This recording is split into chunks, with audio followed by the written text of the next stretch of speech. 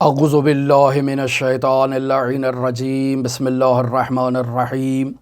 الحمد للہ رب العالمین الصلاة والسلام علی اشرف الانبیاء والمرسلین وعلی آلہ الطیبین الطاہرین المعصومین الذین اذہب اللہ عنہم الرجس وطہرہم تطہیرا اللہم صل علی محمد وآل محمد اللہم اخرجنا من الظلمات الوہم واکرمنا بنور الفہم اللہم افتح علینا ابواب رحمتک وانشر علینا خزائن علومک برحمتک یا ارحم الراحمین۔ عزیزان محترم، مرزا جواد آغا ملکی تبریزی کے حالات زندگی آپ کی خدمت میں ہم بیان کر رہے تھے کہ اسی دوران ایران میں نہایت ہی افسوسناک واقعہ پیش آیا اور حضرت آیت اللہ سید ابراہیم رئیسی کی شہادت ہو گئی۔ اس موضوع پر ہم نے آپ کے ساتھ گفتگو کی اور آج کوشش ہے کہ مرزا جواد آغا ملکی تبریزی کی گفتگو کو کمپلیٹ کیا جائے۔ ہم آپ کی خدمت میں مرزا جواد آغا ملکی تبریزی کے اس سلوکی وظیفے کو بیان کر رہے تھے جو انہوں نے اپنے استاد ملا حسین قلی حمدانی سے در واقع آیت اللہ محمد حسین اصفہانی کومپانی کے لیے تحریر کیا۔ تفصیل سے بیان ہوا کہ مرجعیت عظماء عراق آیت اللہ شیخ محمد حسین اصفہانی کومپانی نے خط تحریر کیا مرزا جواد آغا ملکی تبریزی کے لیے، اور اس خط میں انہوں نے سلوکی وظیفے کا تقاضا کیا کہ آپ کے استاد ملا حسین قلی حمدانی تھے تو ہمیں ان کی تعلیمات سے وہ وظائف دیں کہ جن پر عمل کر کے سلوک کر کے ہم اللہ تبارک و تعالیٰ کی ملاقات کے لیے تیار ہو سکتے ہیں اور اللہ کی ملاقات پر فائز ہو سکتے ہیں۔ تو بتائیے ہم کیا کریں؟ یہ دستور العمل میں آپ کی خدمت میں پہلے بیان کر چکا ہوں، بطور خلاصہ اس کو میں تذکراً دوبارہ بیان کرتا ہوں اور پھر آج کی گفتگو کو کمپلیٹ کیا جاتا ہے۔ تو آیت اللہ مرزا جواد آغا ملکی تبریزی کہتے ہیں کہ انسان کو معمول سے زیادہ کھانا نہیں کھانا چاہیے اور معمول سے زیادہ آرام نہیں کرنا چاہیے اور نہیں سونا چاہیے، چونکہ اس کی بنیادی وجہ یہ ہے کہ اگر انسان کی خوراک میں اضافہ ہوگا اور انسان کے آرام میں اضافہ ہوگا تو انسان کے جو حیوانی بعد ہے اس میں اضافہ ہوگا، انسان میں حیوانیت میں اضافہ ہوگا اور روحانیت میں کمی آئے گی۔ لہٰذا اگر انسان اپنی روحانیت کو مضبوط کرنا چاہتا ہے تو اسے اپنی خوراک اور اپنی آرام کا خیال رکھنا ہے۔ لہٰذا مقدار کتنی ہونی چاہیے؟ بیان ہوا کہ مرزا جواد آغا ملکی تبریزی ملا حسین قلی حمدانی سے بیان کر رہے ہیں کہ روایات میں در واقع یہ بیان ہوا ہے کہ انسان کو 2 وقت کا کھانا کھانا چاہیے، صبح کا کھانا اور رات کا کھانا۔ دوپہر کو نہ کھانا یہ مستحب ہے۔ فقہا نے اپنی توضیح المسائل میں بھی اسے بیان کیا ہے اور یہی وہ آداب اسلامی ہیں جن کی رعایت کر کے انسان اللہ سے ملاقات کے لیے خود کو تیار کر سکتا ہے۔ لہٰذا انسان کو جب بھوک لگے تو بھوک لگنے کے 1 گھنٹہ کے بعد انسان کو کھانا کھانا چاہیے اور اس قدر خوراک استعمال کرنی چاہیے جو اس کی بدن کی ضرورت ہے۔ انسان کو گردن تک پیٹ بھر کے کھانا نہیں کھانا چاہیے اور 3 وقت کے کھانے کو 2 حصوں میں تقسیم کر کے صبح اور دوپہر کو استعمال نہیں کرنا چاہیے۔ آرام کی مقدار کے متعلق جو ہے وہ آیت اللہ مرزا جواد آغا ملکی تبریزی ملا حسین قلی حمدانی سے نقل کرتے ہیں کہ انسان کو 24 گھنٹے میں 6 گھنٹے آرام کرنا چاہیے۔ البتہ اطباء کہتے ہیں کہ 8 گھنٹے آرام کرنا چاہیے، لیکن سیر و سلوک کے علماء جو اللہ سے ملاقات کے لیے انسان کو تیار کرتے ہیں وہ 6 گھنٹے کو بھی زیادہ سمجھتے ہیں۔ یہ کم نہیں ہے، لیکن ایک نارمل انسان کو 6 گھنٹے سے زیادہ نہیں سونا چاہیے اگر وہ اللہ سے ملاقات کرنا چاہتا ہے۔ پھر مرزا جواد آغا ملکی تبریزی فرماتے ہیں کہ انسان کو آجیل یعنی ڈرائی فروٹ استعمال نہیں کرنے چاہیے، اور اگر زیادہ کھانے کو دل کر رہا ہو، اس کا نفس اس کو ابھار رہا ہو کہ وہ زیادہ کھائے، تو اس کے لیے انسان کو استخارہ کر لینا چاہیے۔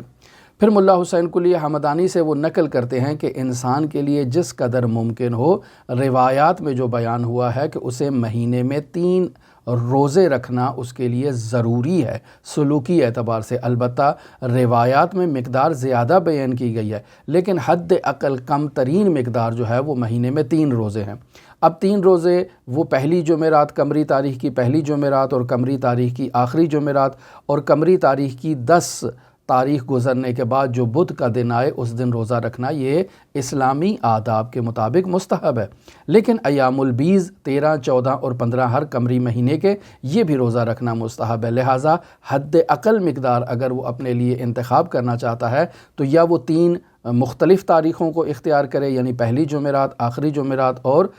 10 تاریخ کے بعد جو بدھ آ رہی ہے اس کو انتخاب کر لے، یا پھر وہ ایام البیض کو انتخاب کرے، چونکہ ایام البیض بھی بہت اہمیت رکھتے ہیں۔ اور اگر انسان زیادہ کرنا چاہتا ہے تو دونوں تاریخوں پر روزے رکھ سکتا ہے، یا اس کے علاوہ جو مستحب روزے بیان کیے گئے ہیں شریعت مقدسہ مطہرہ اسلامیہ میں ان کو انجام دے سکتا ہے۔ یہ درواقع وہ اعمال اور وظائف ہیں جو انسان کے وجود میں حیوانیت میں کمی لے کر آتے ہیں اور انسان کے وجود میں جو روحانیت ہے اس کو مضبوط کرتے ہیں۔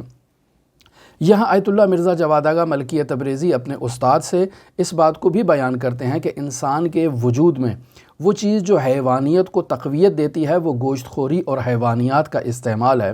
یعنی گوشت اور حیوانات سے بننے والی جتنی بھی پروڈکٹس ہیں ان کا زیادہ استعمال انسان کے وجود میں حیوانیت کو جو ہے وہ مضبوط کرتا ہے۔ لہٰذا انسان کو گوشت خور نہیں ہونا چاہیے۔ لہٰذا اگر انسان ہفتے میں 2 دن استعمال کر لیتا ہے تو یہ بھی انسان کو کوشش کرنی چاہیے کہ دن میں 2 دفعہ حد اقل استعمال نہ کرے، ہفتے میں اگر 2 دفعہ استعمال کر لے تو کوئی حرج نہیں ہے۔ لیکن بیان ہوا کہ آج کل کے جو مسائل ہیں انسان ہر کوئی جو ہے وہ بکرے کا یا گائے کا گوشت استعمال نہیں کر سکتا ہے، مرغی کا گوشت استعمال کرتا ہے۔ آج کل کے جدید مسائل میں وہ خود آفات و بلیات کا باعث ہے، یعنی انسان کے لیے خود جو ہے وہ بیماریوں کا باعث ہے۔ لہٰذا اجتناب کرنا چاہیے۔ گوشت خوری جو ہے وہ ایک بری عادت ہے، انسان کو اس عادت سے خود کو محفوظ رکھنا ہے۔ میں درس کے آخر میں انشاءاللہ اس بارے میں روایات بھی آپ کی خدمت میں بیان کروں گا۔ پھر انسان اگر اپنے وجود سے حیوانیت کو ختم کرنا چاہتا ہے، روحانیت کو مضبوط کرنا چاہتا ہے تو وہ ملا حسین قلی حمدانی سے آیت اللہ مرزا جواد آغا ملکی تبریزی نقل فرما رہے ہیں کہ انسان کو اپنی زبان پر کنٹرول کرنا ہے اور اہل غفلت سے زیادہ میل جول سے انسان کو دوری کرنا ہے۔ یہ وہ چیزیں ہیں جو انسان کے وجود میں حیوانیت کا خاتمہ کرتی ہیں، کمی کرتی ہیں اور انسان کے وجود میں روحانیت کو مضبوط کرتی ہیں۔ اب انسان نے ان وظائف پر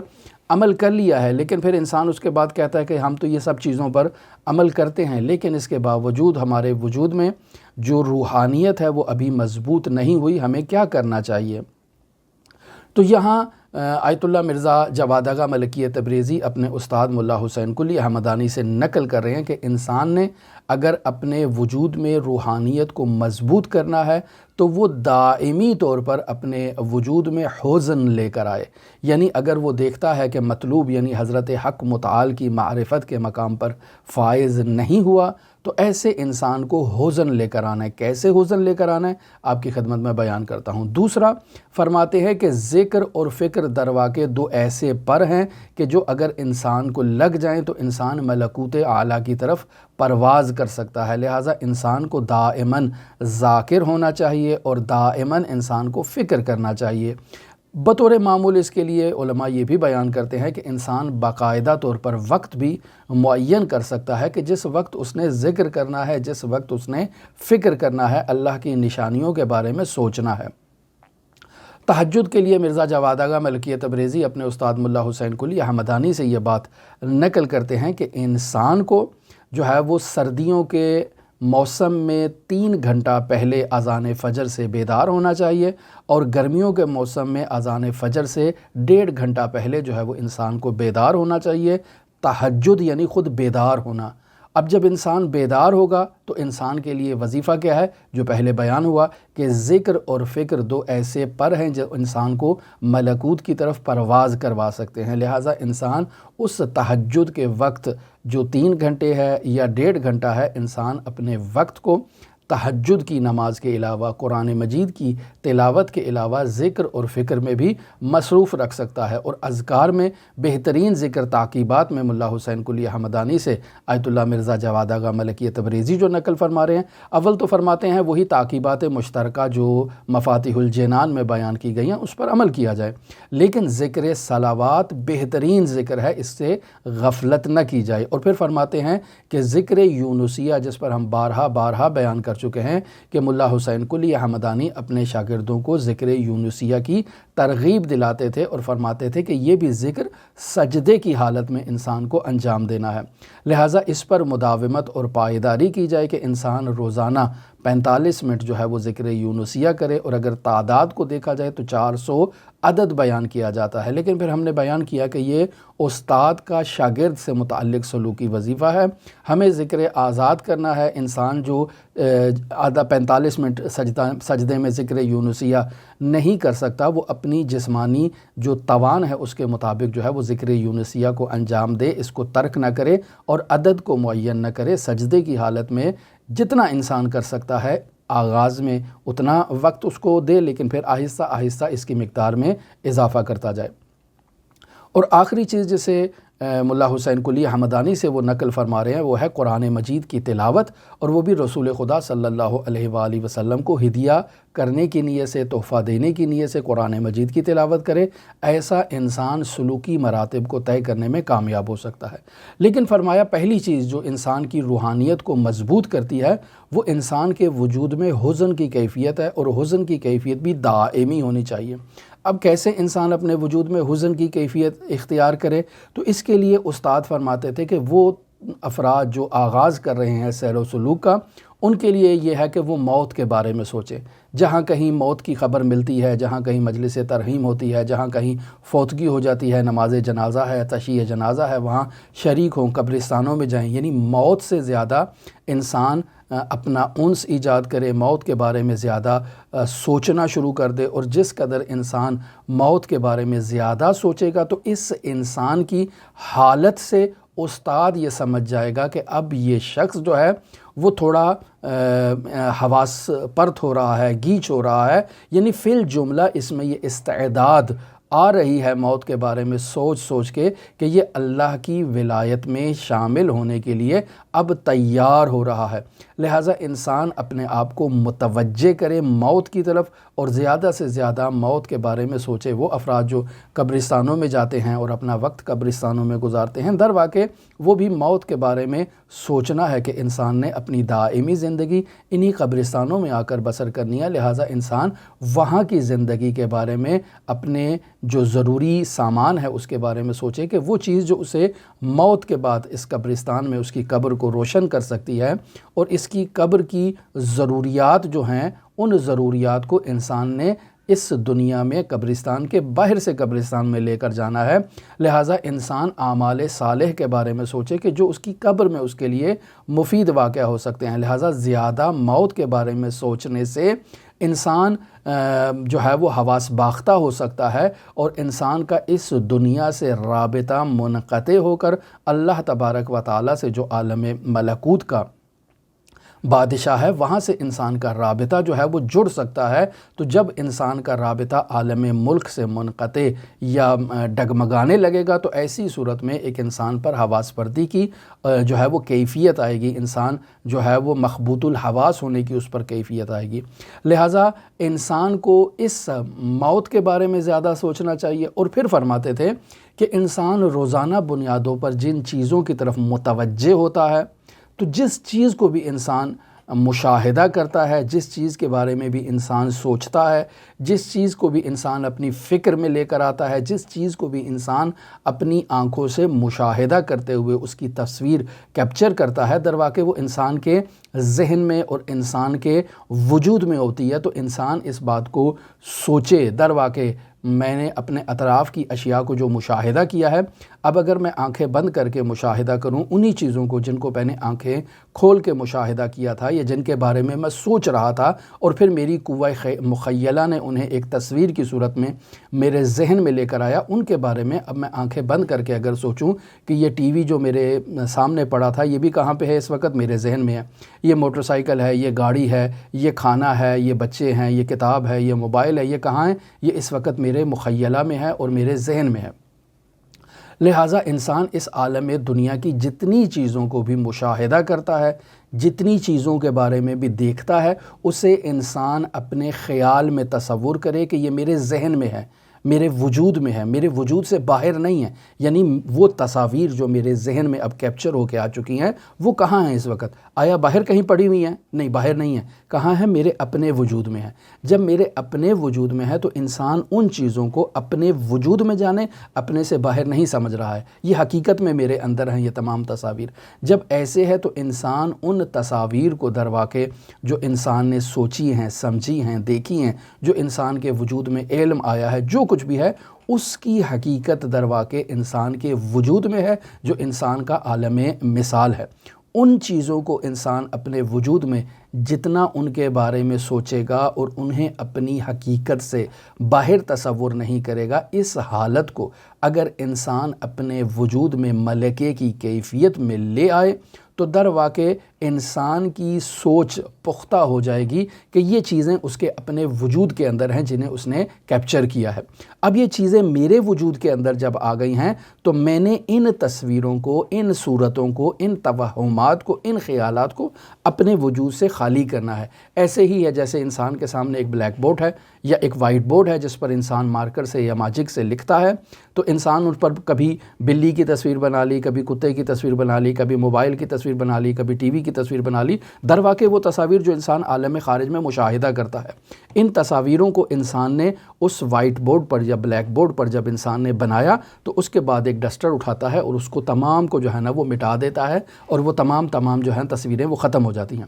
اسی طرح جو میں اس عالم دنیا میں جن چیزوں کو مشاہدہ کر رہا ہوں، دیکھ رہا ہوں، یا عالم خیال سے ان کی تصاویر کو کیپچر کر کے اپنے ذہن میں لے کر آ رہا ہوں، اب آنکھیں بند کر کے میں نے ان کے بارے میں سوچا تو مجھے مختلف قسم کا ہجوم اپنے وجود میں نظر آیا ہے۔ اب اس ہجوم کو میں نے ایک جو ہے وہ ڈسٹر اٹھانا ہے اور اس کو صاف کرنا ہے اپنے وجود سے۔ در واقع اس حالت میں انسان اپنے توہمات کو، اپنی صورتوں کو جو اس کے خیال میں، مخیلہ میں آ چکی ہیں، ان کو مٹا کر اور ان کے نہ ہونے کے بارے میں یعنی عدم کے بارے میں جس قدر انسان سوچے گا تو انسان کا وجود جو ہے در واقع ان تمام تصویروں سے خالی ہو جائے گا۔ جب انسان کے وجود سے یہ تمام تصویریں جو عالم مادہ سے متعلق اس نے کیپچر کی ہیں یا جن کے بارے میں انسان نے سوچا ہے، جب یہ تمام انسان اپنے وجود سے اٹھا کر باہر پھینکے گا، ایسے ہی جیسے بلیک بورڈ سے یا وائٹ بورڈ سے انہیں اٹھا کر خالی کر دیتا ہے، مٹا دیتا ہے، صاف کر دیتا ہے،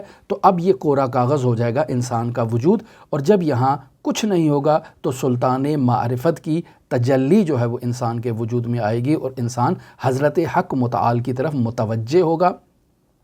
اب ایسے میں اگر انسان خود اپنے وجود کے بارے میں بھی توجہ کرے اور اپنی جو حقیقت ہے اس کو نور کے بغیر تصور کرے، اس کو صورت کے بغیر تصور کرے، اسے حد کے بغیر تصور کرے، تو اب انسان اپنے وجود کو بھی ان تمام چیزوں کے بغیر جب تصور کرے گا تو اپنی کمال کی حقیقت کو جو ہے وہ انسان اس کی طرف متوجہ ہوگا۔ اور یہ توجہ اگر انسان جذبے کی کیفیت میں اپنائے تو ایسے میں انسان بہت جلد حضرت حق متعال کی معرفت کے مرتبے پر فائز ہوگا۔ یہ وہ تمام چیزیں ہیں کہ جو فلسفے میں برہان کے طور پر بیان کی جاتی ہیں، عرفان اسلامی انہیں بیان کرتا ہے اور اساتید باقاعدہ اس کو جو ہے وہ انسان کو مشق دیتے ہیں، ریاضت دیتے ہیں، جس کے ذریعے سے انسان ان پر عمل کر کے ایک بلند مرتبے پر فائز ہو سکتا ہے۔ اب ہم واپس لوٹتے ہیں اسی وظیفے کے آغاز میں جو انسان کے وجود میں روحانی تقویت کے بارے میں ملا حسین قلی حمدانی سے آیت اللہ مرزا جواد آغا ملکی تبریزی نے بیان کیا کہ انسان کو اپنے وجود میں روحانیت کو مضبوط کرنا ہے تو انسان کو در واقع اعتدال کی طرف آنا ہے، یعنی افراط اور تفریط یہ دو ایسی چیزیں ہیں جو انسان کے لیے شدید نقصان دہ ہیں۔ مثلا افراط میں انسان اگر کھانا کھاتا ہے تو روغنی مرغن غذائیں جو انسان اگر زیادہ استعمال کرے تو ان مرغن غذاؤں کے استعمال کرنے سے انسان کے معدے پر سنگینی آ جاتی ہے، وزنی ہو جاتا ہے، ثقیل ہو جاتا ہے، عبادت میں لذت نہیں آتی ہے۔ لیکن اگر انسان تفریط کی طرف دیکھے اور انسان خود کو اس قدر بھوک میں مبتلا کر لے تو اس سے انسان کے بدن پر کمزوری آئے گی۔ کمزوری آنے کے نتیجے میں انسان کے اندر جو ہے وہ حرکت کی یعنی چلنے پھرنے کی توان باقی نہیں رہے گی، نماز پڑھنے کی توان باقی نہیں رہے گی، ذکر کی، فکر کی، عبادت کی توان باقی نہیں رہے گی۔ لہٰذا انسان کو نہ تو افراد کی طرف جانا ہے، یعنی جو ہے وہ دن میں 4 دفعہ کھانا، 3 دفعہ کھانا، یہ افراد ہے، اور تفریط میں یعنی انسان کہے کہ میں ایک ٹائم کھانا کھاتا ہوں یا آدھا جو ہے وہ ایک ٹائم کی جو ضرورت ہے اس سے بھی آدھا کر لیتا ہوں، تو یہ در واقع تفریط ہے۔ اور انسان جب بھی خوراک کو استعمال کر رہا ہے تو ذائقے کے لیے نہ استعمال کرے کہ فلاں لذیذ غذا ہے، فلاں مرغن غذا ہے، اس کے لیے خاطر استعمال نہ کرے، بلکہ انسان جو ہے وہ عبادت کی انرجی کے حصول کے لیے انسان خوراک کا استعمال کرے۔ نیت یہ ہو کہ میں جو کچھ بھی کھا رہا ہوں وہ اس وجہ سے کھا رہا ہوں تاکہ اس کے کھانے سے میرے وجود میں جو ہے وہ عبادت کی جو ہے وہ طاقت آ جائے اور میں اللہ تبارک و تعالیٰ کی عبادت کر سکوں۔ لہٰذا لقمہ حلال کی تاکید کی گئی ہے آداب اسلامی میں اور روایات میں۔ اگر انسان لقمہ حرام استعمال کرتا ہے تو اس کی منفی اور نیگیٹو تاثیر جو ہے وہ انسان کے وجود پر یہ بدیہیات میں سے ہے، واضحات میں سے ہے، اسے اب بیان کرنے کی ضرورت باقی نہیں رہی ہے۔ لہٰذا جس قدر انسان کے لیے ممکن ہے انسان ظاہر پر حلال خوراک کو استعمال کرے، پاکیزہ خوراک کو استعمال کرے، واقعی میں وہ خوراک پاک ہے یا طاہر ہے، یہ میرا واقع کا جو ہے وہ حکم جاننا یہ میرا وظیفہ نہیں ہے۔ میں ظاہر پر عمل کروں گا کہ یہ شخص جو مجھے غذا دے رہا ہے یہ پاکیزہ غذا دے رہا ہے، نجس غذا تو نہیں دے رہا ہے، حلال غذا دے رہا ہے، حرام غذا تو نہیں دے رہا، میں اس ظاہر کے مطابق جو ہے وہ حلال غذا کو استعمال کروں۔ اور عزیزان محترم، مومن کے ساتھ تعلق جو ہے وہ مضبوط ہونا چاہیے۔ فاسق افراد کے ساتھ تعلق رکھنا، ابنائے دنیا کے ساتھ تعلق رکھنا، یہ در واقع انسان میں حیوانیت کو جو ہے وہ مضبوط کرنے کا باعث بنتا ہے۔ رسول خدا صلی اللہ علیہ وآلہ وسلم اپنے گراں قدر جلیل القدر صحابی حضرت ابو ذر غفاری سے یہ بیان کرتے ہیں، یا ابا ذر لا تصاحب الا مؤمنا، اے ابو ذر مؤمن کے علاوہ کسی اور شخص کو اپنا دوست نہ بناؤ۔ اور پھر فرماتے ہیں وَلَا يَأْكُلْ طَعَامَكَ إِلَّا تَقِيٌّ، اور اپنا کھانا جو ہے وہ غیر متقی افراد کو نہ کھلاؤ۔ یعنی اپنا کھانا اگر کسی کو پیش کرنا ہے، کسی کو دعوت کرنا ہے، تو دعوت کا معیار یہ ہونا چاہیے کہ وہ متقی ہے، وہ پرہیزگار ہے، وہ اللہ کا بندہ ہے، تو متقی انسان کو انسان دعوت دے، غیر متقی کو اپنے دسترخوان پر دعوت نہ دے۔ اور پھر فرما رہے ہیں وَلَا تَأْكُلْ طَعَامَ الْفَاسِقِينَ، اے ابو ذر فاسق انسان کے دسترخوان سے ہرگز خوراک استعمال نہ کرنا، چونکہ یہ خوراک فاسق انسان کے دسترخوان کی انسان کے وجود میں حیوانیت کو در واقع مضبوط کر دیتی ہے۔ پھر حضرت فرماتے ہیں یا ابا ذر اطعم طعامک من تحبہ فی اللہ، اے ابو ذر اپنے کھانا جو ہے وہ ایسے شخص کو کھلاؤ جو آپ سے محبت کر رہا ہے لیکن اللہ کی وجہ سے آپ سے محبت کر رہا ہے، تو ایسے شخص کو اپنے دسترخوان پر دعوت دو۔ وکل، اور اے ابو ذر کھانا کھاؤ، طعام من یحبک فی اللہ عز وجل، اور اے ابو ذر جو اللہ کی محبت کی وجہ سے آپ کے ساتھ محبت کرتا ہے، ایسے شخص کے دسترخوان پر جاؤ اور اس کے دسترخوان سے فیض یاب ہو۔ پس در واقع اس روایت سے ہمیں رسول خدا نے بہت خوبصورت انداز میں بیان کر دیا کہ فاسق افراد سے نہ تو دوستی کرنا ہے، نہ فاسق افراد کو اپنے دسترخوان پر دعوت دینا ہے، اور نہ ہی فاسق افراد کے دسترخوان پر جا کر بیٹھنا ہے، چونکہ یہ انسان کے وجود میں حیوانیت کو تقویت دیں گے، انسان کو اللہ تبارک و تعالیٰ سے دور کر دیں گے۔ یہ روایت میں نے آپ کی خدمت میں جو رسول خدا سے نقل فرمائی ہے یہ ہے مکیال المکارم، اخلاقی کتاب ہے، جلد نمبر 2 ہے،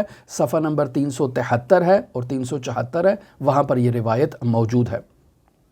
پھر عزیزان محترم، مرحوم شیخ حر عاملی وسائل الشیعہ ہے، جلد نمبر 25 ہے، باب نمبر اس کا 12 ہے، صفحہ نمبر 42 پر ایک حدیث نقل کرتے ہیں رسول خدا صلی اللہ علیہ وآلہ وسلم سے، اور یہ در واقع گوشت کے متعلق ہے۔ یعنی فرماتے ہیں سید الطعام الدنیا والآخرہ اللحم، یعنی دنیاوی غذا اور خوراک اور آخرت کی جو غذا ہے اور خوراک ہے ان میں جو سید ہے، جو سردار خوراک ہے اور غذا ہے، وہ کیا ہے؟ گوشت کھانا ہے۔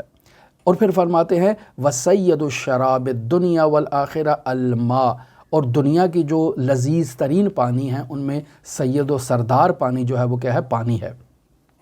اور اسی طرح آخرت کے جو لذیذ ترین جو شرابیں ہیں ان میں سے بہترین شراب کون سی ہے؟ پانی ہے۔ اور حضرت امام جعفر صادق علیہ الصلوۃ والسلام حضرت سید الاوصیاء امیر المؤمنین علی ابن ابی طالب علیہ الاف و تحیت و ثنا سے نقل فرماتے ہیں کہ کان علی یکرہ ادمان اللحم، کہ امیر المؤمنین گوشت خوری کو زیادہ پسند نہیں کرتے تھے۔ اور پھر فرماتے تھے وَيَقُولُ، اور حضرت فرماتے تھے کہ ان ذراوتن کا ذراوت الخمر، یعنی اس گوشت خوری کی جو عادت ہے اس کا نقصان اسی طرح ہے جیسے شراب خوری کا نقصان ہے۔ یعنی ایک انسان کو اگر شراب خوری کی عادت ہو جاتی ہے تو وہ اسے ترک نہیں کر سکتا، اسی طرح سے اگر انسان کو گوشت خوری کی عادت پڑ جائے تو وہ گوشت خوری کو ترک نہیں کر سکتا ہے۔ اور پھر مرحوم حر عاملی حضرت امام جعفر صادق علیہ الصلوۃ والسلام سے نقل فرماتے ہیں کہ وہ امیر المؤمنین علی ابن ابی طالب علیہ الاف و تحیت و ثنا کی سیرت کا درواقع نچوڑ بیان کر رہے ہیں اور فرماتے ہیں ہم لوگوں کو حکم دے رہے ہیں کہ قل یومن بلحم و یومن بلبن و یومن بشیء آخر، یعنی جو آپ ہفتے میں ایک دن گوشت کھاؤ، ایک دن دودھ استعمال کرو، اور ایک دن کوئی اور چیز استعمال کرو جو نہ گوشت ہو اور نہ ہی دودھ ہو۔ بس اس سے معلوم یہ ہوتا ہے کہ اگر انسان اپنے وجود میں جو ہے وہ روحانیت کو مضبوط کرنا چاہتا ہے، حیوانیت میں کمی لانا چاہتا ہے، تو انسان کو ایک دن گوشت استعمال کرنا ہے، ایک دن دودھ استعمال کرنا ہے، اور پھر تیسرے دن کوئی اور چیز استعمال کرنی ہے۔ پس ایک ہفتے میں 2 دن سے زیادہ گوشت کا استعمال در واقع انسان کے وجود میں قساوت قلب ایجاد کرتا ہے، لہٰذا انسان کو اس سے دوری کرنی چاہیے، اور یہ انسان کی حیوانیت جس قدر انسان کے وجود میں مضبوط ہوتی جائے گی، انسان کے وجود سے روحانیت کمی آتی جائے گی۔ لہٰذا ہماری دعا ہے کہ خداوند متعال ہمیں ان جلیل القدر فقہاء، علماء اور عرفاء کے وظائف جو انہوں نے حضرات اہل بیت علیہم الصلوۃ والسلام کی سیرت و تعلیمات سے ہمارے لیے بیان کیے ہیں، خداوند متعال ہمیں یہ سعادت اور یہ توفیق عطا فرمائے کہ ان پر عمل کر کے ہم اللہ سے ملاقات کے اس مرتبے پر فائز ہو جائیں۔ ہماری دعا ہے کہ خداوند متعال شہید اسلام شہید ڈاکٹر آیت اللہ ابراہیم رئیسی اور ان کے ساتھیوں کو درجات کو عالی و متعالی قرار دے، حضرت امام زمان اجل اللہ تعالیٰ فرجہ شریف کے ظہور میں تعجیل فرمائے، اور آپ تمام مؤمنین کے لیے امام رؤوف کی بارگاہ میں خداوند متعال کے حضور دعا گو بھی ہیں اور نائب زیارہ بھی ہیں۔ اللہم صلی علی محمد و آل محمد وعجل فرج قائم آل محمد۔